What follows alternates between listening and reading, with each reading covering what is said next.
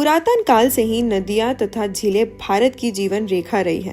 भारत की सबसे पुरानी सभ्यता हड़प्पा में भी सारे जीवन के केंद्र नदियों के किनारे ही पाए गए हैं। इसी प्रकार भारत के लगभग सारे मंदिरों की स्थापना किसी न किसी जल स्रोत के किनारे की गई है, चाहे वह भारत का पुरातन काशी विश्वनाथ मंदिर हो या फिर इस समय चर्चा में रहा अयोध्या का श्री राम मंदिर। अब आइए हम आपका परिचय हमारे शहर इंदौर से करवाते हैं, जिसने स्वच्छता में लगातार 7 बार अव्वल स्थान प्राप्त किया है। हो सकता है आप हमारे शहर के शरीर या स्वरूप से परिचित हो, किंतु हम आपको हमारे शहर के मध्य स्थित उसके हृदय रूपी झीलों से मिलवाने का प्रयास करेंगे। सबसे पहले हम आपको सिरपुर झील से अवगत कराना चाहेंगे। यह झील इंदौर का एक प्रमुख प्राकृतिक स्थल है, जो शानदार प्राकृतिक सौंदर्य के लिए प्रसिद्ध है। इस झील को 3 अगस्त 2022 को रामसर साइट का दर्जा भी प्राप्त हुआ है। ये पूरा इकोसिस्टम है, ये जो वेटलैंड है, सबसे पहले तो वेटलैंड का इम्पोर्टेंस समझना पड़ेगा कि वेटलैंड है अपने लिए तो पानी का सारा इंतजाम यहाँ से है ना, जो सेल्फ प्यूरिफाइड वाटर रहता है वो यहाँ से मिलता है। वो हमारे भालो मुंडे जी ने कराया।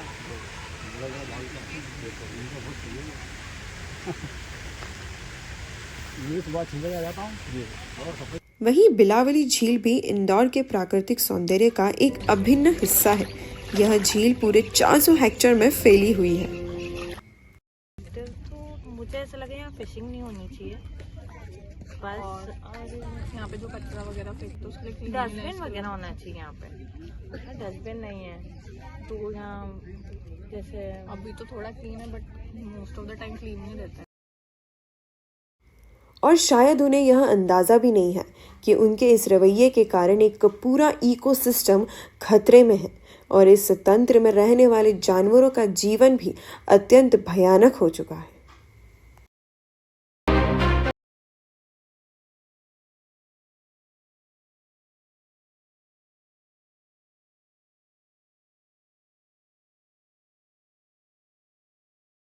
ये बिलावली लेक में हम लोग काफ़ी समय से आ रहे हैं। आई थिंक मेरे को ऑलमोस्ट 5 to 6 ईयर्स हो गया है। और यहाँ आने में आप देखेंगे जो ट्रैक है वो बहुत ही नेचुरल है। मतलब यहाँ पर आप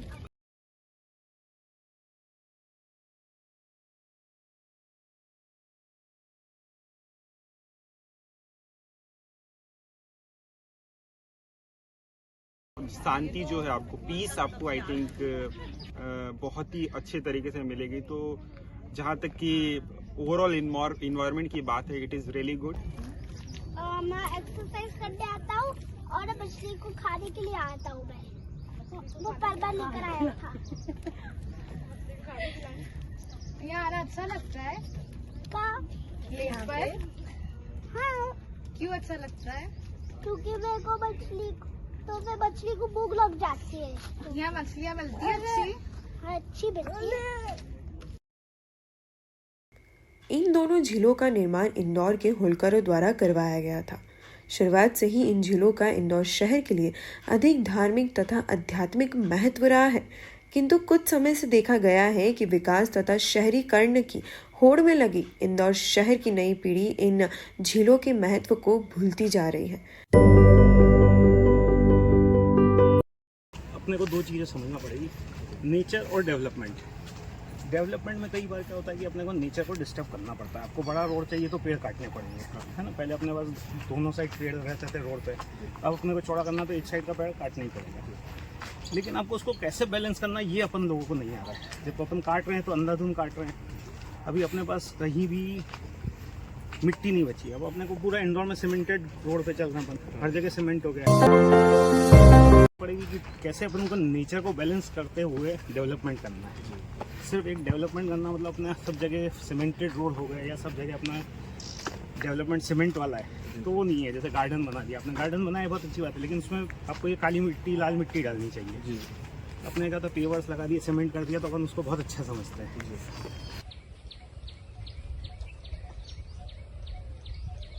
बहुत हाई टाइम हो गया कि अब अगर अपन अब नहीं समझा ना तो ये आने वाले 10 साल 15 साल में अपन कुछ भी नहीं कर पाएंगे, रिवर्स नहीं जा पाएंगे। इस काम में सरकार भी अब नए नए कदम उठा रही है। इसके अतिरिक्त कुछ अन्य संस्थाएं जैसे CMS, GIZ, IKI तथा नेचर वॉलंटियर्स आदि इस कार्य में सरकार का हाथ बटाने तथा युवाओं को जागरूक करने का प्रयास कर रहे हैं।